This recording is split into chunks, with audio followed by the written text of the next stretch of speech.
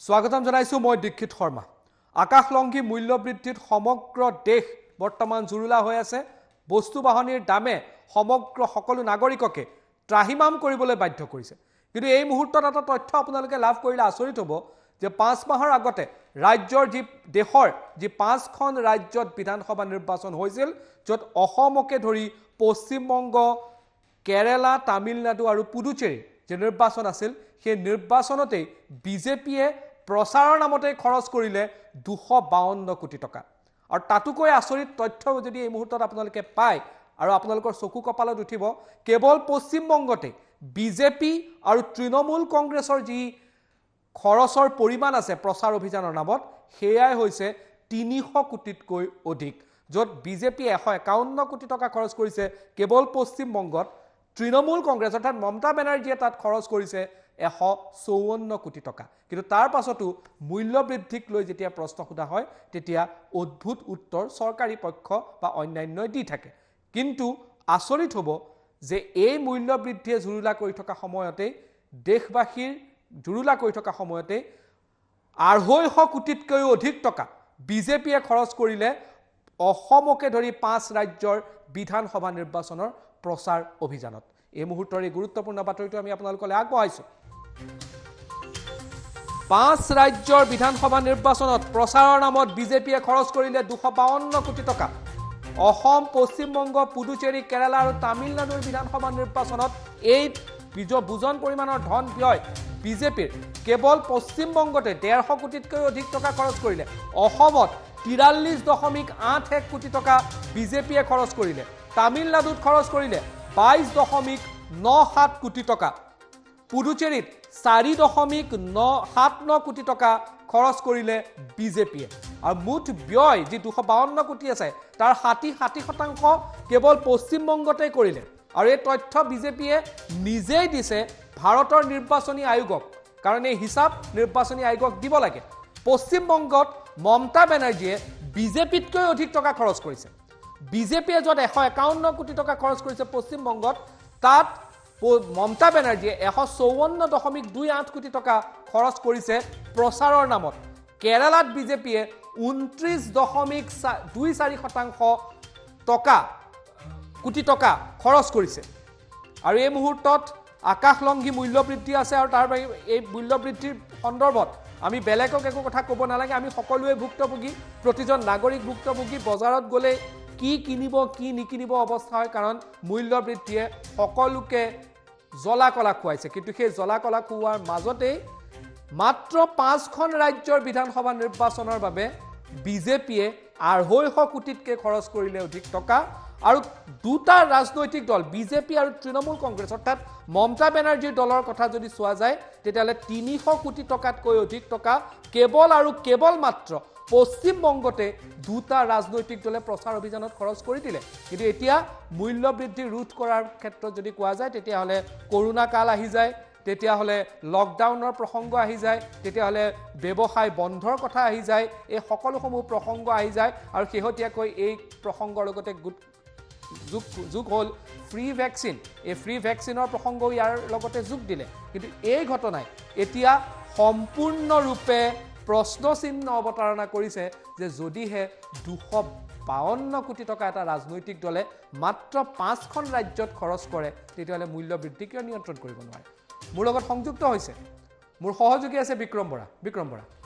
নিশ্চিতকৈ দীক্ষিত শৰ্মা, এটা কথা ক'ব লাগিব যে চাওক, ভাৰতবৰ্ষত যেতিয়া বিজেপি নেতৃত্বাধীন চৰকাৰ গঠন হৈছিল, তেতিয়া কংগ্ৰেছেই হওক বা অন্য বিৰোধী দলসমূহে বিজেপিৰ বিৰুদ্ধে অভিযোগ উত্থাপিত কৰিছিল। বিজেপিয়ে ধন বলৰ বলত চৰকাৰ গঠন কৰিছে। অসমত যেতিয়া বিজেপিৰ চৰকাৰ গঠন হৈছিল, তেতিয়াও বিৰোধীয়ে বিভিন্ন ধৰণৰ অভিযোগ উত্থাপিত কৰিছিল। ধন বলৰ ফলত, বাহুবলৰ ফলত চৰকাৰ গঠন কৰাৰ অভিযোগ তুলিছিল। কিন্তু বিগত 5 মাহৰ পূৰ্বে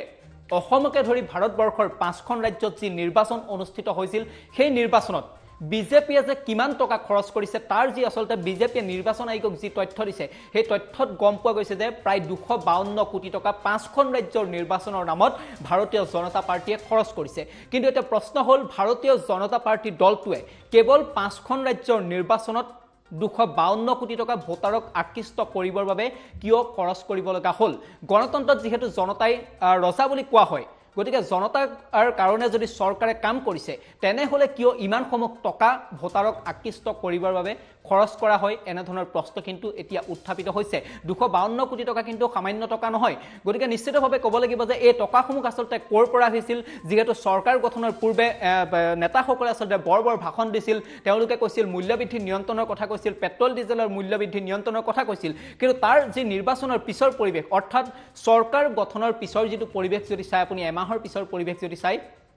সমগ্ৰ ভাৰতবৰ্ষ সমগ্ৰ অসম কিন্তু মূল্যবৃদ্ধিত কোঙা হৈ পৰিছে সাধাৰণ জনতাৰ মূৰত এক প্ৰকাৰ মাধমাৰ খুদুৱা দেখিবলৈ পোৱা গৈছে প্ৰতিটো খাদ্য সামগ্ৰীৰ মূল্য হুৰাহুৰা বৃদ্ধি পাইছে পেট্ৰল ডিজেলৰ মূল্য হুৰাহুৰা বৃদ্ধি পাইছে সাধাৰণ জনতাই সংবাদ মাধ্যমৰ আগত প্ৰতিক্ৰিয়া দিছে কিন্তু তাৰ পাছতো চৰকাৰৰ গা লৰা নাই এনে ক্ষেত্ৰত সাধাৰণ জনতাৰ মনত এই বাতৰিৰ পিছত নিশ্চিতকৈ প্ৰশ্নৰ উত্থাপিত হ'ব যে এই যে কোটি কোটি টকা পাঁচখন ৰাজ্যৰ নিৰ্বাচনৰ নামত শাসকীয় দলটোৱে খৰচ কৰিলে এই কোটি কোটি টকা আসলতে কৰ পৰা আহিল এয়াতো ৰাইজৰে টকা হয়তো কোনোবা বণিক গোষ্ঠী নাইবা কোনোবা গোষ্ঠীৰ পৰা হয়তো এইসমূহ টকা লৈছিল দলটোৱে যাৰ ফলত তেওঁলোকে ভোটাৰক আকৃষ্ট কৰিবৰ বাবে এইসমূহ টকা খৰচ কৰিছিল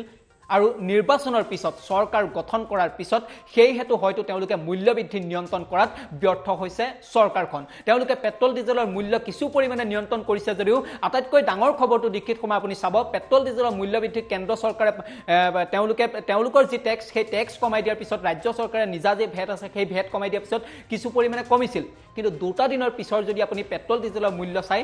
1 পইচা 2 পইচা অৰ্থাৎ 30 পইচা 40 পইচাকৈ কিন্তু দৈনিক বৃদ্ধি পাই আছে সেই দুটা দিনৰ পিছৰ পৰা কিন্তু দৈনিক বৃদ্ধি পাই থকা দেখিবলৈ পোৱা গৈছে ঠিক একেদৰে বিজেপিৰ যদি আপুনি সাংসদক খুদে তেনেহলে ক'ব যে কোভিডৰ ফ্ৰী ভ্যাকচিন দিয়াৰ বাবে পেট্ৰল ডিজেলৰ মূল্য বৃদ্ধি হৈছে যেতিয়া 5টা মাহৰ নিৰ্বাচনৰ পূৰ্বে 252 কোটি টকা পাঁচখন ৰাজ্যত শাসকীয় দলটোৱে খৰচ কৰিব পাৰে তেনে ক্ষেত্ৰত কোভিডৰ ফ্ৰী ভ্যাকচিন দিয়াত পেট্ৰল ডিজেলৰ টেক্স লগোৱাৰ কথা কৰ পৰা আহিল এয়াতো অযুক্তিকৰ কথা নিশ্চিতকৈ সাধাৰণ জনতাই এইটো সেয়াই কৈছে অযুক্তিকৰ কথা সাধাৰণ জনতাক কোভিডৰ ফ্ৰী ভ্যাকচিন দি পেট্ৰল ডিজেলৰ মূল্য বৃদ্ধি কৰাটো কেনে ধৰণৰ কথা হয় আৰু এটা কথা চাওক বিগত 2টা বছৰ সমগ্ৰ ভাৰতবৰ্ষ কৰোনাৰ কৰাল গাখত আছিল সেই কৰোনাৰ কৰাল গাখত থকাৰ পিছতো সমগ্ৰ অৰ্থনীতি ভাৰতবৰ্ষৰ অৰ্থনীতি ভাঙি গৈছিল বহুতে আসলতে তেওঁলোকে সংস্থাপন হেৰুৱাব লগা হৈছিল বহুতে তেওঁলোকে এমুঠি পেটৰ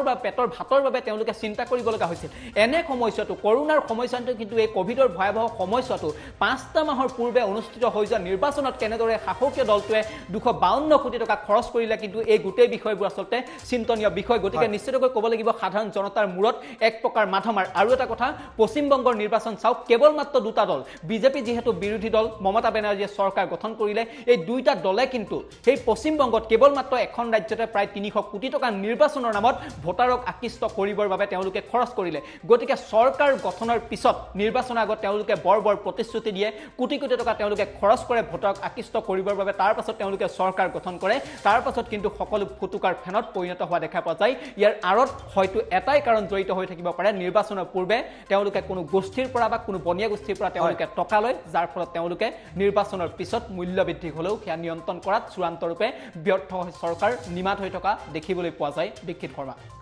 হয় এই মুহূৰ্তত পুনৰ আপোনালোকক এই তথ্যটো দিব বিচাৰিছো আৰু বিক্ৰম ধন্যবাদ জনাইছো আপোনাক যে নিৰ্বাচনৰ সময়ত মাত্ৰ 5খন ৰাজ্যতে 252 কোটি টকা বিজেপিয়ে খৰচ কৰিলে কিন্তু মূল্য বৃদ্ধি ৰোধৰ ক্ষেত্ৰত যদি প্ৰশ্ন কৰা যায় তেতিয়াহ'লে কৰোনা কাল লকডাউনৰ পৰা আৰম্ভ কৰি ফ্ৰী ভ্যাকচিন সকলো থাকে বিজেপিৰ মুখত কিন্তু পইচা খৰচ কৰাৰ সময়ত কাকনো বুলিম ককা সকলোৰে দাড়ি চুলি পকা কি বিজেপি কি কংগ্ৰেছ কি তৃণমূল কংগ্ৰেছ সকলোৱে এটাৰ পাছত এটা ৰেকৰ্ড গঢ়ি গৈছে